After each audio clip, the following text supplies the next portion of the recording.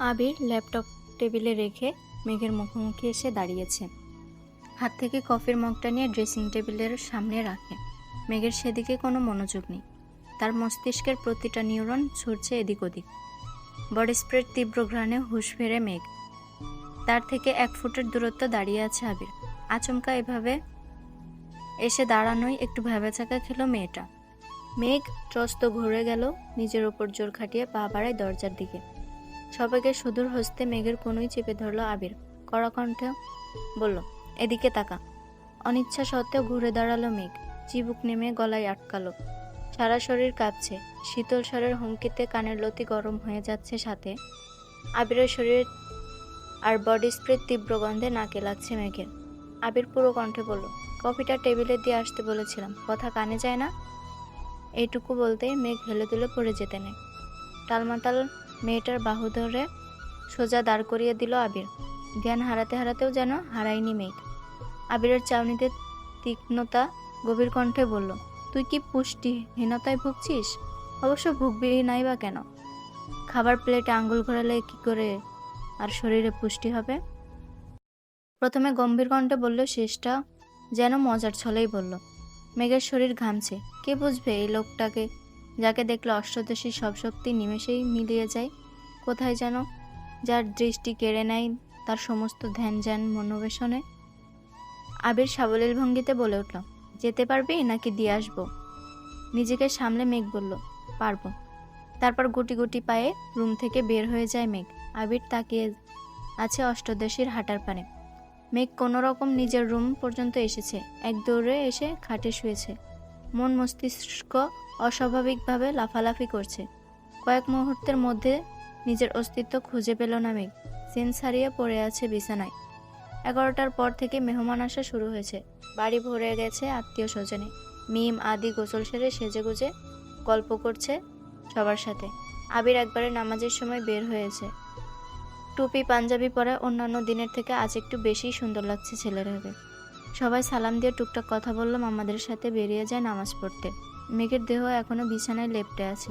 বোনকে খুঁজতে মিম উপরে গিয়ে দেখে মেঘ ঘুমাচ্ছে। ডাকতে ডাকতে মেঘের ঘুম ভাঙে। মিম, আপু, ও আপু, উঠো। এখনো ঘুমাচ্ছ কেন? বাড়িতে মেহমান চলে আসছে। আজান পড়ে গেছে অনেকক্ষণ আগে। উঠো, নামাজ পড়ে রেডি হও। আম্মু আমায় পাঠিয়েছে তোমায় ডাকতে। কিছুক্ষণ পর মেঘ জ্ঞান ফেরে। পাশের দেয়ালে টানানো ঘড়ির দিকে তাকায়। 1:15। তৎক্ষণাৎ ছোঁয়া থেকে উঠে বসে। আবিরকে কফি দিতে গেছিল 8টা-9টার মধ্যে। 4 ঘন্টা উপরে তার জ্ঞান ছিল না। 5 মিনিট বসে তারপর গোসলে চলে যায়। নামাজ পড়ে আবিরের দেওয়া একটা জামা পরে নিল মেঘ। বেগুনি রঙের গাউন, মোটামুটি গর্জিয়াস। চুলগুলো খোপা করে নিল। এত লম্বা চুল ছেড়ে রাখলে কিছুই করতে পারবে না সে। মুখে হালকা পাউডার দিয়ে গোলাপি রঙের লিপস্টিক দিল হালকা করে। রুম থেকে বের হলো প্রায় 3টার দিকে। মামা খালারা সবাই খেতে বসেছে। ছোটদের খাওয়া শেষ। রুম থেকে বের হয়ে করিডোর দিয়ে পরিস্থিতি বোঝার চেষ্টা করছে সে।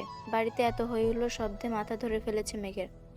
নজর পড়ে সবার দিকে। আবির ঘেরাও করে বসে আছে মামা তো খালাতো ভাই বোনেরা। তার মধ্যে একজনের দিকে নজর পড়ে, স্পেশাল একজন, মালা আপুর দিকে। মালা আপু অনার্স 3য় বর্ষে পড়তেছে। এখন আবির ভাইয়ার মামাতো বোন মালা আপুর একটা বড় আপুও আছে। উনি মাইশার। ওনার পড়াশোনা শেষ, জব করতেছেন এখন। 2 বোনই এসেছেন। কিন্তু মালা আপুর দৃষ্টি কেমন জানি আবির ভাইয়ের দিকে এমনভাবে তাকিয়ে আছে যেন চোখ দিয়ে গিলে খাবে আবির ভাইকে। বিষয়টা দেখে মেঘের মেজাজ গরম হয়ে গেছে। তৎক্ষণাৎ মনে পড়ে গেল রাতের কথা। তানবীর ভাইয়া তো বলেছিল আবির ভাইয়ের জীবনে কেউ একজন আসছে। মালা আপুই কি সে কেউটা? ভাবতেই বুক ভরে ওঠে কষ্টে। আবিরের সমবয়সী একটা ভাইয়া আছে, নাম সাকিব। উনি আবির ভাইয়ের দ্বিতীয় বেস্ট ফ্রেন্ড বলে চলে। আরও কয়েকটা ছোট ভাই এসেছে। আবির এটা সেটা কথা জিজ্ঞেস করছে। বিদেশে কেমন লাগে, পড়াশোনা কেমন, কিভাবে থাকতে হয়, এইসবই। মেঘ ধীর স্থির পায়ে সিঁড়ি দিয়ে নামছে। আবির এক পলক তাকায় সেদিকে। পুনরায় ভাইয়াদের কথায় মনোযোগ দেয়। মেঘ দেখে 2-4 জন ডাক শুরু করে, এই মেঘ, কেমন আছিস, এদিকে আয়। মিম ছুটে এসে মেঘের দিকে, আপু তোমাকে অনেক সুন্দর লাগছে, মাশাআল্লাহ, নজর না লাগে। মেঘ মুচকি হাসলো। মিম মেঘকে টেনে নিয়ে সোফায় বসালো। সবার সাথে কথা বলতে বলতে হঠাৎ দৃষ্টি পড়ে আবির ভাইয়ের দিকে। ওপর থেকে সে শুধু মালা আপুর নজরটাই দেখছে। এখন সে আবিরকে দেখছে। নীল পাঞ্জাবি, সাদা প্যান্ট, মাথায় টুপি। আহা, কত সুন্দর মায়াবী লাগছে। আবিরের হাস্যোজ্জ্বল মুখটা দেখে প্রেমে পড়ে গেছে মেঘ। যত দ্রুত দৃষ্টি সরিয়ে বাকিদের সাথে কথা বলায় ব্যস্ত হলো। বড়দের খাওয়া শেষ, মেঘ উঠে সবাইকে সালাম দিয়ে গল্প সল্প করতে লাগে।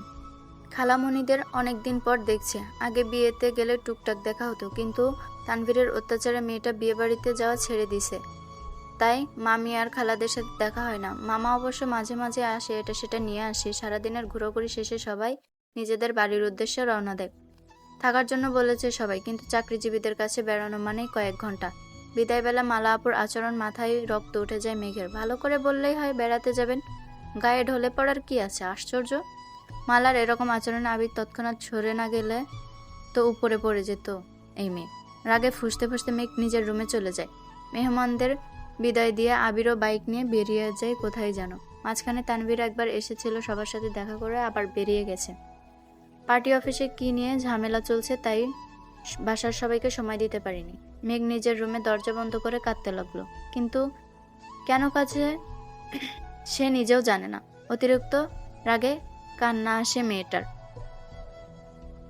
মেঘ বরাবরই খুবই অভিমানী, অল্পতেই কান্না করে দেয়। রাত 10টা বেজে গেছে, এখনো মুখ ফুলিয়ে রুমে বসে আছে মেয়েটা। সারাদিন খাওয়া নেই। তড়িঘড়ি করে তানভীর বাড়িতে ঢুকে এসে মাকে জিজ্ঞেস করে, মেঘ খেয়েছে? হালিমা খান সহসা উত্তর দিলেন, সন্ধ্যার পর থেকে এত ডাকছি, দরজায় খুলছে না। তানভীর আর কথা না বাড়িয়ে তড়িৎ বেগে ছুটে গেল বোনের দরজার সামনে। প্রথমে আস্তে করে ডাকলো, মেঘের সাড়া নেই। আচমকা চল শক্ত এক প্রকার চিৎকার দিল, মেঘ তুই এই মুহূর্তে দরজা না খুললে তোর কপালে শনি আছে বলে দিলাম। মেঘ শোয়া থেকে উঠে এক লাফে উঠে বসলো। কয়েক সেকেন্ড দৌড়ে গিয়ে দরজাটা খুললো। চোখ তুলে তাকানোর সাহস নেই ভাইয়ের দিকে। আজ পর্যন্ত তানভীর গায়ে হাত তুলেনি, শুধু ধমকই দেয়। কিন্তু ভাইকে এক বিন্দু বিশ্বাস করে না মেঘ। কখন আবির ভাইয়ের মতো নাকে মুখে মারবে থাপ্পড় বিশ্বাস নেই। দরজা খুলতে নরম স্বরে তানভীর বলল, খেতে যা। মেঘ তানভীরের এত নরম স্বর কোনোদিন শুনেনি, ভাবতেই পারছে না তাকে এত ভালোবেসে খেতে বলছে। তানভীর, খাওয়া শেষ হলে তোর ফোনটা দিস, তোকে একটা ফেসবুক আইডি খুলে দেবো। তানভীরের এমন কথা মেঘ আহাম্মক বনে গেল। তানভীর ভাই বরাবরই এরকম, নিজে ঝাড়বে তারপরে নিজেই আদর করবেন। এটা সেটা কিনে আবার মেঘের জন্য। কিন্তু আজকের বিষয়টা সম্পূর্ণ ভিন্ন। এত নরম স্বর কখনো শোনেনি মেঘের আগে। নিমেষে মনটা খুশিতে ভরে গেল মেঘের। খাবার টেবিলে বসে আপন মনে খাচ্ছে মেঘ। আজকে তার পছন্দের অনেক রেসিপি আছে, একটু একটু করে সব চেক করছে। কিন্তু রাগে ফুসফুস করছে মেঘের আম্মু, হালিমা খান, হালিমা খান। সন্ধ্যা থেকে যে তোকে এতবার ডাকতে গেলাম, বের হলি না কেন? ঠিকই ভাইয়ের ভয়ে বের হয়ে আসলি। কেন আমাকে কষ্ট দেস? তোকে কি বললে 2 দিন পর পর না খেয়ে পড়ে থাকিস? কিছুদিন পরে যে অ্যাডমিশন, না খেলে পড়বি কিভাবে? আর না পড়লে ভর্তি হবি কিভাবে? মেঘ, তুইও তোর ভাইয়ের মতো হচ্ছিস, যে সারাদিন ভন্ডের মতো টুই টুই করে ঘুরে বেড়াস। তুইও এখন তার ভাব নিচ্ছিস, খেয়ে না খেয়ে পড়ে থাকিস রুমে। আর শুন, মেয়ে মানুষের এত জেদ করা ভালো না। তোর এই রাগ জেদ সামলানোর জন্য সারা জীবন পাশে থাকবো না আমরা। এটুকু বলে চোখ পরে ড্রয়িং রুমে দাঁড়ানো আবিরের দিকে। আবিরের চাহনিতে পরিষ্কার রুষ্টতা, শ্যামবর্ণের মুখমণ্ডল কালো দেখাচ্ছে। কড়া কণ্ঠে মামনির দিকে তাকিয়ে প্রশ্ন করে, কি হয়েছে? পুরুষালী কণ্ঠে আতকে উঠে মেঘ। হালিমা খান গলা স্বর নামিয়ে উত্তর দিলেন, খায় না ঠিক মতো, পড়াশোনা করে না, কি করবো ওকে নিয়ে? আবির পূর্বের অভিব্যক্ত বজায় রেখে উত্তর দিল, ওকে কিছু বলো না, কাল থেকে মেঘ টাইম টু টাইম খাবে। এদিক সেদিক হলে সেটা আমি দেখব। আবিরের কথায় খুশি হয়ে গেল হালিমা খান, কিন্তু মেঘ খুশি হবে নাকি ভয় পাবে তা বুঝে উঠতে পারল না। এত বছরে অভিমান করে মাঝে মাঝে না খেয়ে থাকলে তানভীর তাকে ধমকে বুঝিয়ে খাওয়াতো, এই জন্য নিজ দায়িত্বে আরো একজন। 2 জন মিলে মেঘকে শাসন করবে ভাবতে মেঘের বুক কেঁপে ওঠে। আবার মনের মধ্যে অন্যরকম প্রশান্তিও কাজ করে মেঘের। আবির ভাই এর মূল্যবান 5 মিনিট সময় যে মেঘকে নিয়ে ভাবে, এতেই খুশি খুশি লাগছে মেঘের। তৎক্ষণাৎ মনে পড়ে গেল তানভীর ভাই বলেছে ফেসবুক আইডি খুলে দেবে। তাড়াতাড়ি খেয়ে রুমের দিকে ছুটল মেঘ। রুম থেকে ফোন নিয়ে ছুটে গেল তানভীর ভাইয়ের রুমের দিকে, কিন্তু তানভীর ভাইয়ের রুমে নেই। কিছুক্ষণ অপেক্ষা করলো, কিন্তু কোথাও নেই। মোবাইল নিয়ে নিজের রুমে ঢুকতে যাবে, হঠাৎ শুনতে পেল তানভীরের কণ্ঠ। জোরে ডাক দিল, ভাইয়া। তৎক্ষণাৎ পাশের রুম থেকে উত্তর দিল, আবির ভাইয়ের রুমে আমি, আয়। আবির ভাইয়ের নামটা শুনতে বুকের ভিতর হু হু করে উঠে চিন্তায়। নিজেকে নিজে সাহস দেওয়ার চেষ্টা করলো, তারপর গুটি গুটি পায়ে দরজার দিকে দাঁড়ালো। তানভীর, ভিতর আয়। মেঘ, মোবাইলটা দিয়ে যা, তুমি কাজ করো।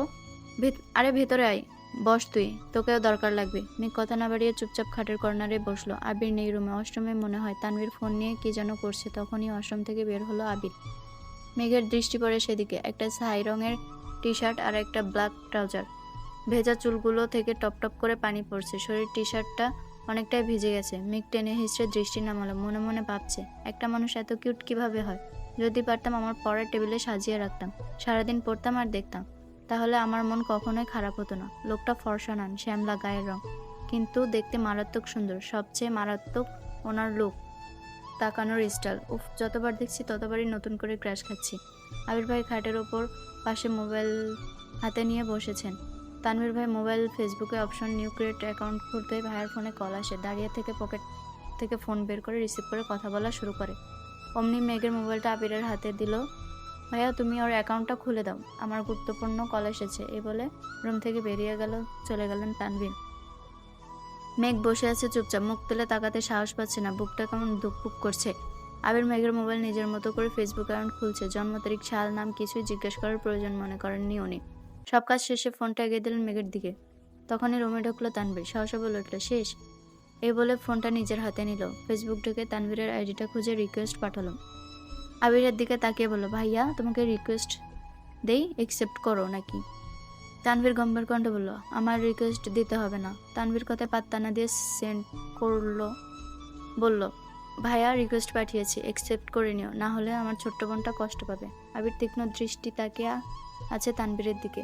মেঘ মনে মনে খুশি হলো ভাইয়ের কথায়। মেঘের তো কখনো সাহসই নেই আবির ভাইকে রিকোয়েস্ট দেওয়ার বা একসেপ্ট করার কথা বলা। তানভীর সেদিকে গুরুত্ব না দিয়ে মেঘের হাতে ফোনটা দিয়ে বলল, তুই এখন যা, আমি আর ভাইয়া একসেপ্ট করে নিব।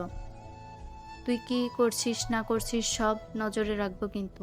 মেঘ তখনও কথা না বলে চুপচাপ রুম থেকে বেরিয়ে আসলো ফোন নিয়ে। মেঘ রুমে এসে বসে শুয়ে ফেসবুকে ঢুকতেই নজরে পড়লো সাজ্জাদুল খান, আবির একসেপ্টেড ইয়োর ফ্রেন্ড রিকোয়েস্ট। মেঘ শোয়া থেকে উঠে বসে মেঘের খুশি দেখে কি ফ্রেন্ড লিস্টে প্রথম একমাত্র ফ্রেন্ড সেটাই আবির ভাই।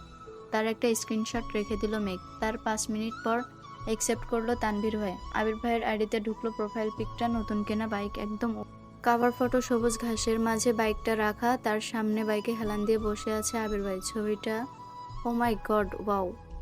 সবগুলো ছবি দেখে দেখে ডাউনলোড করছে মেঘ। যত দেখছে ততই পাগল হয়ে যাচ্ছে মেঘের মনটা। মনে হয় পাবনা থেকে বেশি দিন লাগবে না যেতে। তারপর মোবাইল রেখে ঘুমানোর চেষ্টা করলো। চোখ বন্ধ করতে চোখের সামনে ভেসে আসছে একটার পর একটা স্টাইলিশ ছবি। কখন যেন ঘুমিয়ে পড়েছে মেয়েটা, নিজেই টের পায়নি।